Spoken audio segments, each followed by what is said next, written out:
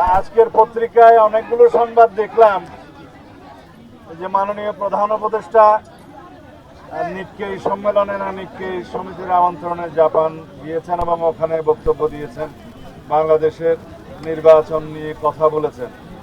তিনি বলেছেন শুধুমাত্র একটি দল নির্বাচন চায়, আগামী ডিসেম্বরের মধ্যে জাতীয় সংসদ নির্বাচন অনুষ্ঠানের লক্ষ্যে। কথা একটাই পরিষ্কার।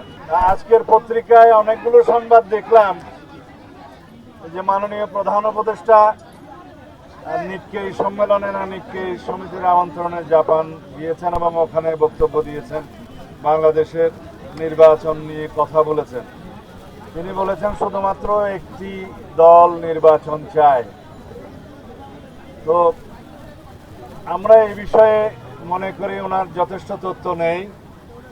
ওনার কাছে যে লিখিতভাবে যে সমস্ত গণতান্ত্রিক দলগুলো কাগজ জমা দিয়েছে, আলাপ করেছে, যে সমস্ত সময় উনি আহ্বান করেছিলেন আলাপ আলোচনার জন্য সমস্ত দলকে, তাতে আমরা জানি বিএনপি এবং বিএনপির সাথে যুগপৎ আন্দোলনে শরীক ছিল সেরকম দল এবং জাতীয়তাবাদী সমমনা দল 12 দল পক্ষ থেকে সবাই ডিসেম্বরের মধ্যে নির্বাচন অনুষ্ঠানের জন্য দাবি জানিয়েছিলেন, সেটা আমরা জানি। তবে তথ্যগত ভুলের কারণে যদি তিনি সেটা বলে থাকেন, সেটা আমি এই বিষয়ে কোনো সমালোচনা করব না। তবে সমগ্র জাতি একটি সুষ্ঠু, সুন্দর, নিরপেক্ষ নির্বাচনের জন্য অপেক্ষমান, এটা ওনার বোঝা উচিত এবং খুব শীঘ্রই একটি সুনির্দিষ্ট রোডম্যাপ প্রদান করবেন নির্বাচনের মধ্যে, আগামী ডিসেম্বরের মধ্যে জাতীয় সংসদ নির্বাচন অনুষ্ঠানের লক্ষ্যে।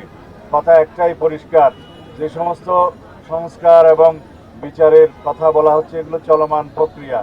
সংস্কার কোনোদিনই শেষ হয় না, সংস্কার অবিরাম চলতেই থাকে। সমাজের চাহিদা এবং সমাজের মানুষের দেশের প্রয়োজনে আমাদেরকে সংস্কার করে যেতেই হবে। আর বিচার প্রক্রিয়া একটি স্বাধীন বিচার ব্যবস্থার মধ্য দিয়ে বিচার কার্যক্রম এগিয়ে নেওয়া হচ্ছে, সেই বিচার কার্যক্রম এগিয়ে নেওয়া হবে, এটা আমাদের প্রতিশ্রুতি। বাংলাদেশের জনগণের চাহিদা, শহীদের রক্তের আকাঙ্ক্ষা, এদেশের মানুষের প্রত্যাশা, এদেশে অবশ্যই খুনি ফ্যাসিস্ট শেখ হাসিনা, তার দল, তার দোসরদের অবশ্যই সমস্ত অপরাধের জন্য কাঠগড়ায় দাঁড়াতে হবে, বিচার কার্য সম্পন্ন করা হবে।